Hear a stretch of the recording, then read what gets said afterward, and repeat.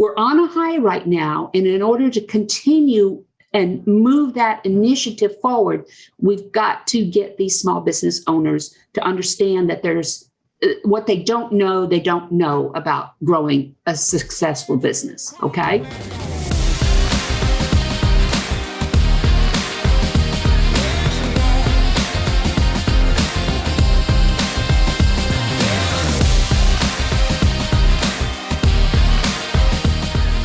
What's up, everyone? Welcome back to Campfire Capitalism. I am your host, Desmond Dixon, and I am here today with the queen herself, Heather Stafford, my fellow co-host. What's up, Heather? Hey, guys. Oh, we have a good one for you today. We're going to talk about how to survive a depressive market using good old Uncle Sam's government contracts. Awesome. So we have an amazing guest here today, Miss Danna Olivo. She is the CEO of Marketatomy. Boom. I got it right? Oh, man, I'm yep. 2 for 2 today. I'm 2 for 2 today, guys. And we are so excited to have you on. Welcome to the show. Thank you so much, guys. I'm looking forward to this. Awesome. So we always love to start every episode off with who we're talking with. And if you could in 5 to 6 minutes, just kind of giving us an idea of who you are and a little bit about your journey and how you became an entrepreneur, just real quick. Oh, definitely. Well, my name is Danna Olivo and my company is Marketatomy. And I am what you call the birthing specialist, the business birthing specialist. Basically, what I do is I work with first stage entrepreneurs to help them learn what they don't know about building an infrastructure around their product or service offerings to help them grow and scale a successful business. And that is my primary purpose. My mission is to reduce the number of failed businesses in the US, because I firmly believe that by reducing the number of failed businesses, it's only going to improve and strengthen our GDP. It's going to improve our labor market and the psyche of our entrepreneurs out there in the market and their families. So in a nutshell, that's what I do. All right. As How'd far you as get my here? history, well, that's what I'm getting to. I spent about, I grew up in the architectural engineering construction industry. My dad was a block mason, so I like to say I have cement in my blood. But I worked more on the marketing, business development, strategic planning side within the market. I started out in product development with large companies that develop ceiling fans, ceilings, fencing, all of that. From there, I moved into specification development and working with construction documents. And then from there, I went into the design side of things, working for a few architectural firms, all on the commercial side. I've always worked on the commercial side.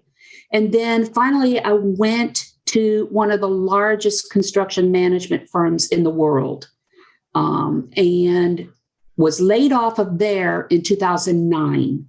I knew it was coming as a strategist. I saw it on the wall. It just happened a little bit sooner than I had expected. But like COVID, it was the prime time for me at that point, because what happened was when I was laid off from the company I was with, which was November of 2009, Brazil had just won the bids for both the FIFA Games in 2014 and the Summer Olympic Games for 2016. Well, having spent so many years in the industry, I knew where the market was going in Brazil. I knew the timeline. I knew everything. And luckily, my husband agreed. And for the next 4.5 years, I spent going back and forth between Brazil and the US, creating inroads with Brazilian companies and US companies, introducing new products, technologies, systems, and things like that to help them prepare for the games. So that's where I took it for the first 4 years. And then when Brazil started hitting their recession, I pulled back, came home. I had had a very serious accident down in Brazil. I was hit by a bus down there, crossing the street. And so I spent the next 12 months after I got home recuperating after surgeries and everything. Well, during that time, I had a lot of my colleagues that had been laid off at the same time I was before I started going down to Brazil. They had started their own companies and they knew me and they came to me and they said, Danna, I don't know what I'm doing wrong. I can't seem to get this business off the ground. And in the process of trying to help them and teach them, I realized they didn't know what they didn't know about building and growing a business. They were mortgaging their homes. They were robbing their 401ks. They were bleeding money and did not have the knowledge. Yeah. And it just killed me to see this happening, because I've been there. I've failed twice before. I know what they were going through. So in the process of teaching them, I came up with what I call the Marketatomy concept. And that concept is built around the human body. And so consider this, picture this, okay? In the human body, you have the heart. And the heart is love. The heart is your passion. It's how you express yourself. It's your emotions, right? Mm-hmm. Well, the brain in the body, that's all the signals. The signals tell the heart what to do, etc. But the brain can't work without the heart, right? It has to have that blood going through. Well, let's compare that to business. All right. The heart of the business is your passion. It's your why you do what you do. All right. The brain of the business, that's where your product and service offerings are. That's where your systems, your methodologies, everything else is up in the brain. But can the brain work without the heart and vice versa? No. No. You need them working cohesively to push your marketing message out through the veins of the body, which are your marketing channels, to the body, which is your market. Now let's take it one step further. You, as the business founder, owner, whatever, are the soul of the business. It's your passion, your culture that drives that business. And by explaining this to them, I showed them that unless you have this all in place, you're not going to bring customers through the door. Okay, that's what it's going to take. It's not going to be just marketing. It's not going to be just PR. It's not going to be just your product or service. You can have the best product or service in the world, but without having all of this in place and without customers, it's like being pregnant without a way to deliver. Oh my God. I get it. That's perfect. Okay, that makes so much sense. Think about it. You could be all set up, ready to open the doors. And I've had customers like this. They've spent their entire nut on the dressing. And then they open their doors and nobody comes in. Yeah. Okay, Desmond, I've got you stupefied, huh? Yeah. Oh, yeah. I mean, it landed, but I didn't know if I should laugh or not. I don't know if it was my lane, but this is so funny. I love how you knew Heather would get it. Yeah. I love the heart and mind connection. Heather, isn't this like deja vu? I feel like I remember sharing this. I feel like you're on this pod for a reason. I feel like we shared something similar a couple years ago. Yeah. And I think this conversation is awesome. The truth is that people don't know how to build a business in the right order. No. More often than not, your entrepreneurs, yep, it has everything to do with sequencing, but your entrepreneurs they're building businesses, they're building products and services. They're not building them for a market, they're building them for themselves. And they're marketing them to themselves, not to their ideal market. They're not speaking to the customer, they're speaking to the egotistical voice inside of their head, because we all do it. Yeah. We all do it. You birth a vision and you're like, I want it to look like this. Nobody cares what you think. Yeah. And that's exactly it. The academy that I spent 20 months through COVID developing, that was my pivot, because before COVID, I was doing all of this in person in seminars and stuff like that. And naturally, I had to pivot. And so I took everything online. I had always wanted to. It just happened sooner. This was another one of those God things as far as I'm concerned. It just was put in my path. That's the thing with entrepreneurship. If something is put in your path, if you don't take advantage of it, okay, you may miss the mark. But the academy is set, is completely formatted across 5 critical growth areas for business. Okay, there's 5 phases that a business goes through. Okay, the first one is the see it phase. That's your napkin phase. Right. That's where you have the idea. That's the exciting phase. That's all, let's be honest here. Then you go into the prove it phase. Okay. The prove it phase is when you go out in the market, you make sure that the product or service is wanted and that they're willing to pay the money for it, and everything. And who's the competitors and what's the value you bring? What's that value added that you bring? Then you move into the build it phase. This is the longest phase. This is where you're going to actually build your model and you're going to get your systems in place, get everything. And this is where you start bringing your revenue in and making sure your pricing models and everything are done. It isn't until the 4th phase, which is the funding phase, that you start thinking about the scaling, which is the 5th phase. That's the growth phase. So you've got 5 phases you go through. And what happens 9 times out of 10 is a business owner will go from the see it phase straight into the build it phase, only get halfway there and say, okay, I need money for me to be able to continue going with this, or they're bleeding money so bad that they run out of it, And so that's what, that's primarily what the academy is all about. It's a sequential approach to learning and growing and scaling your business. Nice. I love it. So I've got a fun question. You have a background in engineering. I'm in software development and artificial intelligence. So I'm a computer geek. What made you choose to pivot into teaching versus doing? Well, I've always loved teaching. I don't know, because I'm a mentor, okay? I've always loved it. I also have a degree in MIS, database design, architecture. Got it. I'm not a programmer. Huh? I said, ooh, yay. Yes.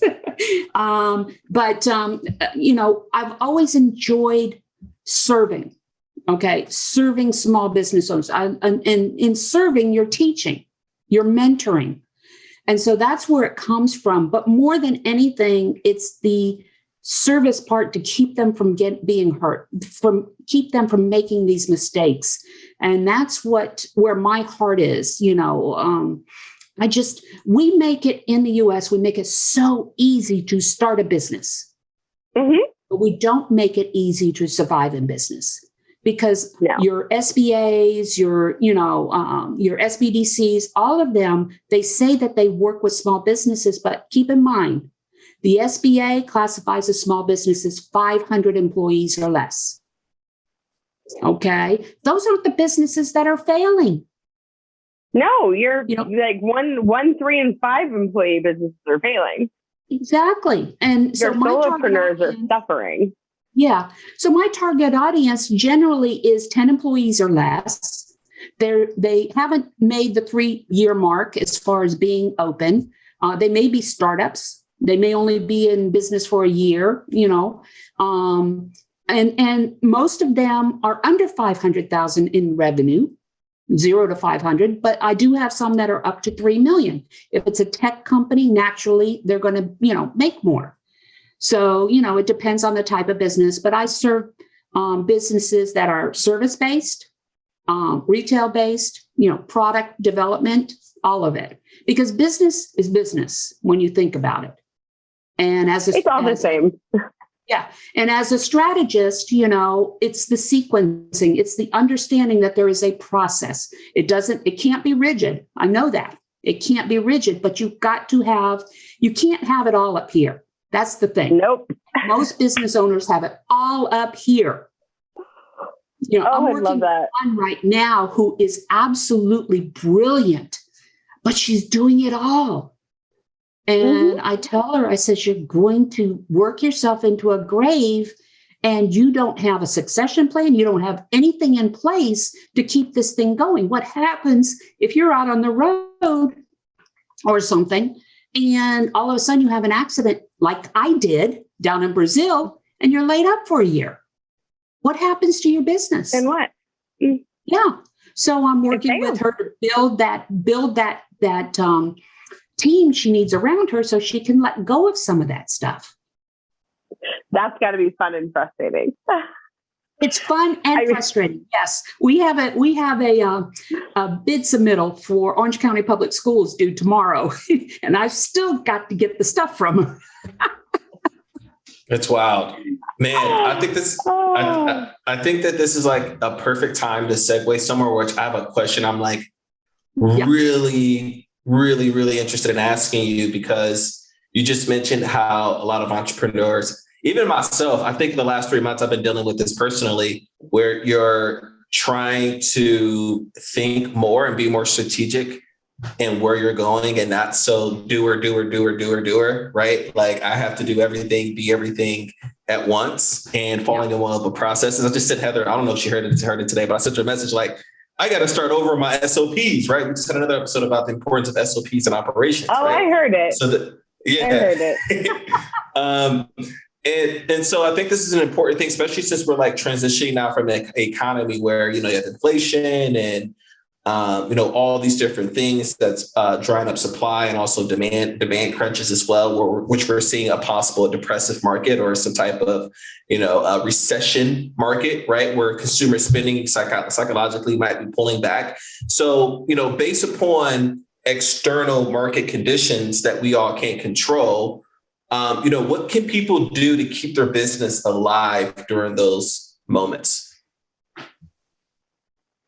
Well, let me start out by saying there's been an 83% increase in new business license applications just here in the US since the beginning of COVID. Okay. And we're on a high right now. All right. Right now, through the last 2-3 years, all right, people have realized that they don't have to be as tied to the corporate environment anymore. They're tired of being jerked around and, not only by the government and COVID restrictions and everything, but also by corporations. And corporations have always had the upper hand when it came to hiring, but now we as individuals are starting to realize that we've saved money. We can do things on our own. We can work from home. We've enjoyed spending time with our families, and things like that. But the problem is if we don't get a handle on these new business owners who have started their own businesses and help them through the process, in 3-4 years, we're going to see a very depressed environment again as those businesses start failing. So that's what we need to get in front of. That's the first thing I need to say, is the fact that we're on a high right now. And in order to continue and move that initiative forward, we've got to get these small business owners to understand that there's what they don't know about growing a successful business. Okay. So that's the first thing. The second thing to keep in mind is we're not necessarily in a recession right now. Okay. The housing market is booming because we don't have enough homes. And people are moving down from the north, and they're driving the housing prices up, all of that. So we're not necessarily in a recession, but we're in a state of economic flux to where the government is spending all the money and not necessarily the private organizations. Reason being is the private organizations, they don't have the employees anymore. We're moving into more of a gig economy. Okay. We're doing a lot of hiring of, outside of the United States, virtually, and things like that. And then the other thing to keep in mind is the fact that with that, the the private industries aren't spending as much. They're not spending as much.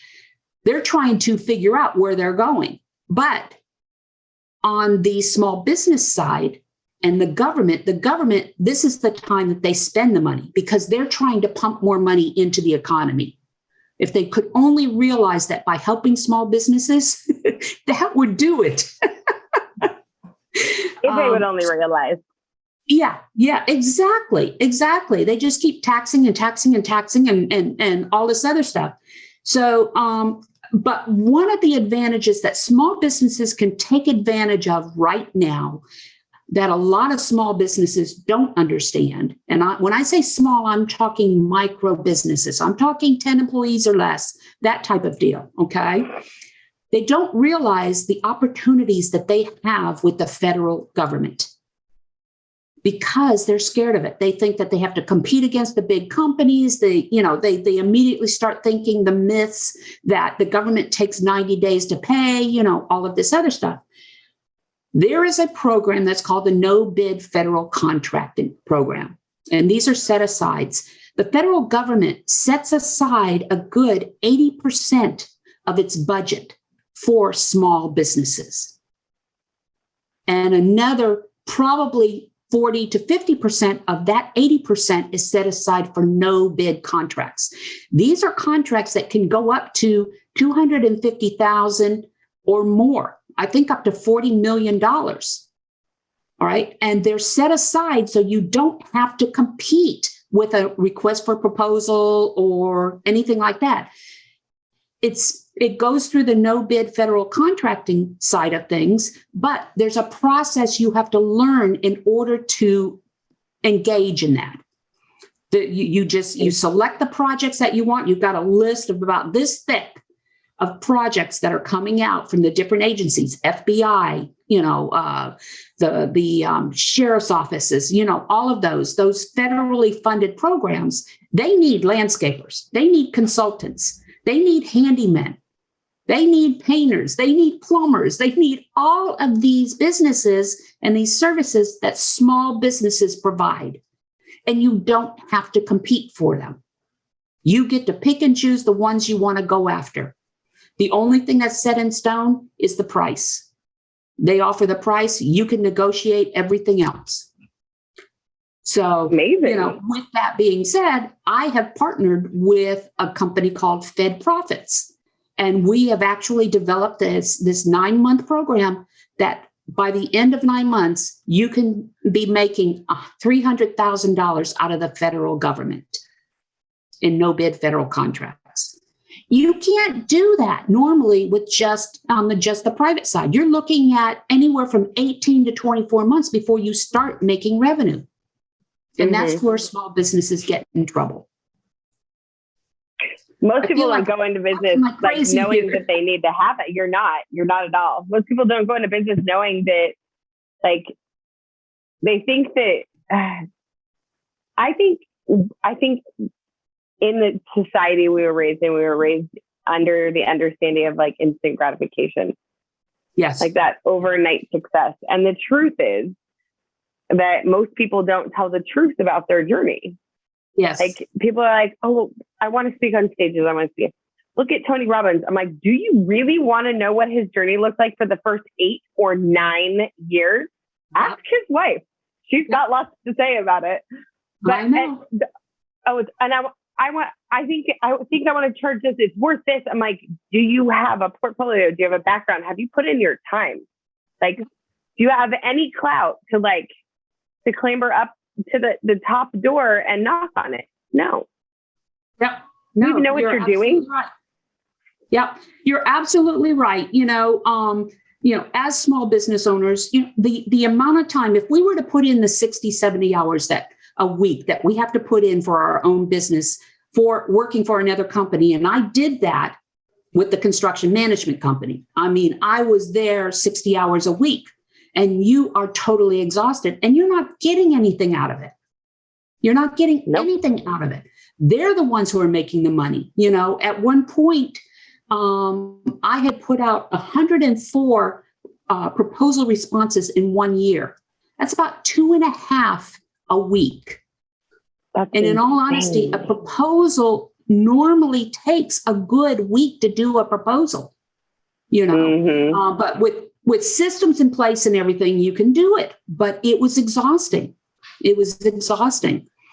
So, and when I first went in there, you know, here's this major conglomerate worldwide, and they had no systems in place. No systems in place. Absolutely nothing. No filing systems, nothing. And it took me a good 6 months just to put my systems in place so I could do my job. It's probably in someone's file cabinet. That blows my mind. Yeah. They weren't connected. They had offices all over the country. They weren't connected with a shared file server, anything. Yeah, this is fascinating. Yes, that's terrible. That's scary. Anyway. So like my curiosity is going through the roof right now with this no bid contract. Being a sales guy, I love. Oh man, it's just like nothing. It's nothing better than government money, so to speak. As when you're the receiver in real estate, when you have vouchers, or even when I used to work back in distribution days, getting those contracts, it's like an open credit card. It's like having an open bar tab, right, with your sales, with your revenue. That's exactly it. So let's unpack this a little bit. I got 2 questions. Yeah. Before we end off with something. First one is your 9-month program is it done for you, or is it done with you, or do it yourself? I think that's important to know. It's done with you. Okay. It's done with you, but there's 2 parts to it. Okay. There is the part that Fed Profits does, which what they do is they get you registered, get you certified, so you show up properly. And then there's the accountability education side, which is what I handle. Okay. So there's 2 components there, but it is a done with you program. You, as the business owner, are going to be the one responsible for developing those relationships with the buyers and the agencies and things like that. Okay. But they will introduce you to the people that you need to create those relationships with. Okay. Heather, is it bad that I want to sell this? I'm joking. No, it's not bad at all. Maybe seriously. Yep. We're definitely gonna have another offline conversation. But we're just gonna have to put a link to the program in the show notes. Yeah, we're gonna put the link. Yes, no, definitely. I can give you that. So. I'm like, let's build a sales team and sell our program. I'm joking. But no, really. And the funny thing is that a lot of the companies coming to me, they want this, but they don't have the people in place to run it. So now I'm trying to build teams of people who are willing to share the responsibilities for some of these companies. That's how popular it is. So it's almost like you can crowdsource the ops and possibly the sales, especially if they're in different segments. Yeah, this is fascinating. Yo, we're on the pod right now having a business. We just turned this into a business meeting real quick. Joking. But my next question I have is, so this is done with you, the government. Talk to us about like the industries. I think that's super important because we have a vast, audience. So some people are like, ooh, government contracts, $300,000 a year in revenue. So like, who does this work for or who does this not work for? Whichever one is a more laser answer. It's easier to say who it does not work for. There's only 3 industries. Okay. The banking industry, because they make their own money. Okay. The healthcare industry, because they have their own healthcare program, and the real estate industry, the residential real estate industry. They still do the commercial side. Okay. There are over 47,000 federal buildings in the U.S. They all need plumbing. They all need roofing. They all need handyman construction work. They all need flooring. They all need their admin people need consultants and mentors and training. And so Anything else is up for grabs with this. And I'm really surprised at what I'm finding out there, because there's one, I've been doing some research for individuals, companies that are thinking about this program. And so I'll do some initial research on them. And I did research for one young lady who does Revit CAD drawings and, engineering drawings. And she couldn't find anything. Well, I went in and I was able to find several projects just since the beginning of January. Most of them totaled over $100,000 a piece. All right. And then there was another one who didn't manufacture drones, but he provided drones and security services for our grid. Our electrical and and things like that. And you go in and you look, and you're talking about a couple $1 million for these drones to be able to they contract for them to come in and manage them for security purposes, to watch over our areas that could be under attack. So there's a lot of things that you don't think. Consulting. I'm consulting and I do training. And there are thousands of different projects for consultants and trainers and coaches and mentors and all of that. Service-based. I think it's number 3 on their list. The number 1 right now is IT work. I know. Why? I won't do it. We won't do it. I won't do it. I swear. Man. So here's the funny thing about that. So, and I'm going to kind of throw a wrench into the situation, because the truth is that I have been anti-corporate for a very long time. I have had one big kid job my whole life, and I will never go back. I thought about throwing myself out of my office window. And I worked in the finance industry, in the banking and finance industry. Yeah. It was horrible. Oh, yeah. But the truth is that historically people have said that the government moves at a snail's pace when it comes to innovation. Do you think that that's true? It is, when you are talking about, on innovation, I wouldn't say it's a snail's pace, okay? But yes, they are slow. They are slow. One thing I forgot to mention before, on the no bid side, all right, they pay within 30 days. By law, they have to pay within 30 days or they're fined. And the fine is pretty hefty. 30 days. Cash flow. Love it. Yeah. So, and you could be making your first contract with our program, your first contract within 4 months, because the first 3 months you are actually getting qualified and prepared. But the 4th month is when you start making those relationships.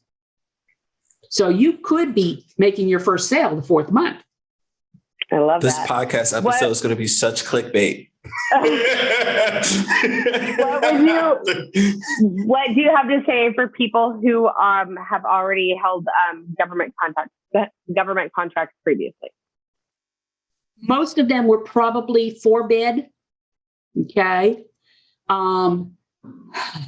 There was only 6% of small companies went after the small no bid contracts last year, because they don't know that are out there. They're that out have held government contracts. Can they get through the process faster in your program? Probably. Okay. Probably they can probably get to the relationship stage quicker. All right. Okay.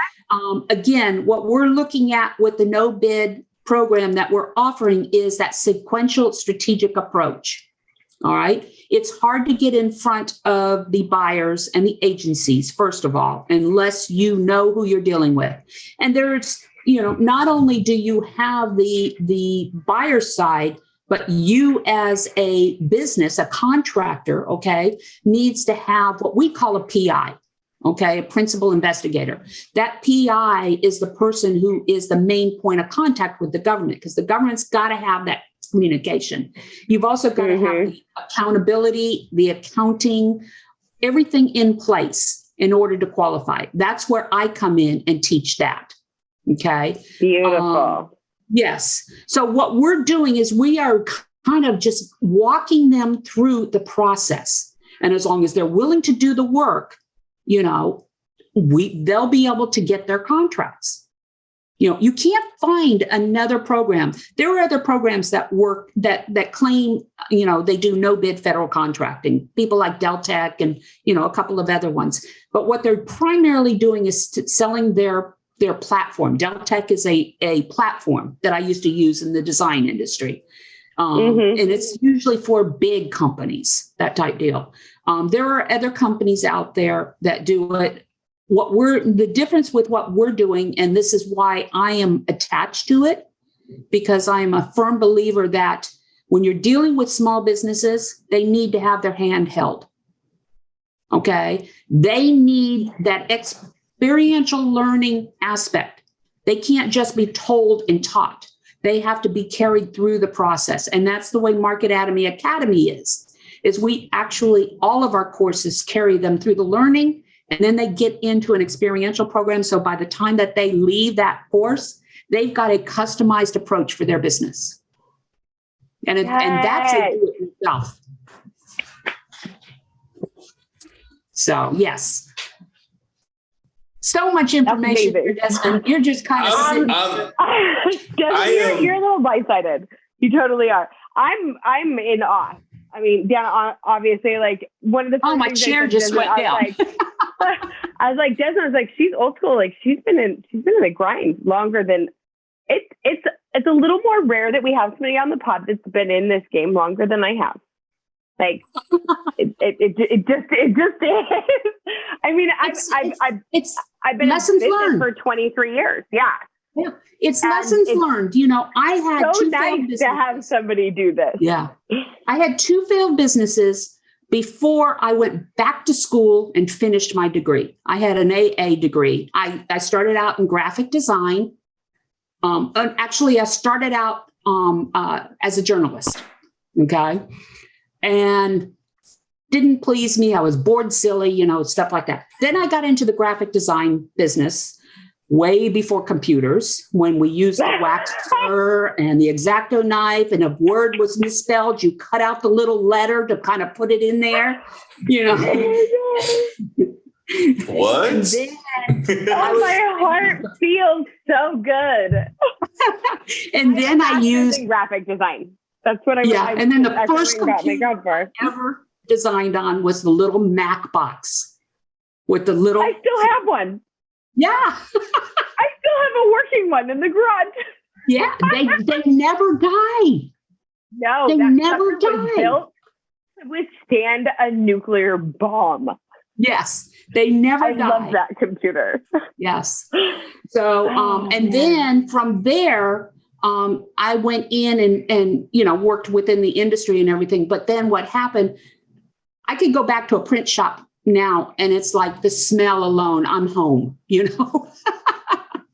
But I reached a ceiling. They wouldn't let me go further until I got my BS degree. So then my son started middle school, and we didn't want him to be a latchkey kid. And so I took 3 years off and went back and got a degree in business marketing and MIS. So excellent. So it's oh my God, learned. You are so fascinating, Desmond. I want to follow up pod with her, please. We're definitely doing a calendar soon. I don't care who you have to bump, or if you add another day to my calendar to make it happen. I want it sooner rather than later. I want to talk to this woman all day long. We're gonna do part 2 for sure. For sure. I just typed in the title. I was like, okay. I was like, because you got my brain thinking about these government spend stuff. I'm like, now, how much did the government spend last year? Close to $7 trillion. Something like that. I think astronomical number. 7.3 trillion? Yeah, that's exactly it. And I want to say it's over 600 million that is set aside for small no bids. 600 million. We got $600 million. And you guys are talking about capitalism here. Okay, if you want to make money, Danna here is telling you that if you do your homework, you can make as much money as you choose to work for. It's really that's all we're bringing to the table. There's a cost to the federal program. I'm not going to tell you what the cost is here because you can join our masterclass and you can learn all of this. But the return on investment for going through the class and the dollars you can learn, you can't match it. You can't match it. It's just unbelievable, And, the whole idea of the no bid processing, is to give you the experience so that you can turn around and go after the 4-bid projects, which are the big dollar amounts. And you can start going in as a prime, or you could be as a subcontractor. It's up to you. Those 4-bid projects are fun when you get into government and military. Yes, I held a couple of those in my early. My husband works for Lockheed, so So, but anyway, yes, this is fire. I'm enrolled. We're definitely going to do a follow up phone call, and then we're also going to book on the show part 2. Like absolutely going to happen. So obviously you mentioned a lot about your program. So just kind of give us an idea of where our audience can find you, before we wrap up here. Okay. Let me first tell you that we have two events coming up. Okay. First is on April 13th, we have the next masterclass, which is a 2-hour webinar masterclass type deal that explains the entire process. Okay. And I can give you I'll give you the link for that and everything so that you can put it in your transcripts, that type deal. Then on April 20th, I am doing a 1-hour free webinar that's going to dive into the first course you will go through this program. It's called the Federal Procurement Overview. Okay. Ooh. So both of those I will give you the links for so you can put it into your transcripts. The other thing is for me, you can reach out to my company through Marketatomy, MarketAtomy. That's marketinganatomy.com. You can also go in and look at the academy, which is marketatomy.academy. And then for me to reach me, it's Danna, DANNA .OLIVO @marketatomy.com. Amazing. And then also on LinkedIn. I am big on LinkedIn. I love it. Yeah. So there's a lot of stuff going on. I know. I'm enrolled. This is sick. Man, $300,000, guys. Go pull the wheelbarrow up. Anything is possible. Anything that you learn in this episode today is that you don't need to build this crazy, sexy business that you see all over the internet. You can literally create a drone business and Uncle Sam will pay you a lot of money for providing services. Like you're just filling a gap, right? So hopefully this episode maybe sparks some ideas by keeping it simple for maybe some entrepreneurs who are looking to, maybe get some financial freedom, or someone who just left their corporate job and looking for what kind of business they want to create. Like, hey, create something that's easy to start, that's digestible. Follow her program in the show notes. I'm a big fan of what she's doing. I think this is amazing. And I really appreciate you for coming on and just providing us so much value today to our audience. I'm super grateful for you here today. Oh, I'm glad you guys are here. It's been a lot of fun. And anybody who reaches out to me or you, if they're interested, I have an ebook that I can send to them. It's called Marketatomy: What to Expect When Expecting a Business. Boom. So, all right, fellow capitalists out there, we have made it to the end. And congratulations. We are here because of you. And we appreciate you for supporting our show and sticking with us from the beginning. Don't forget to give us that amazing rating, review, send us some comments, send us your questions. Don't forget to go check out the links in the show notes. And we're out. Bye. Bye.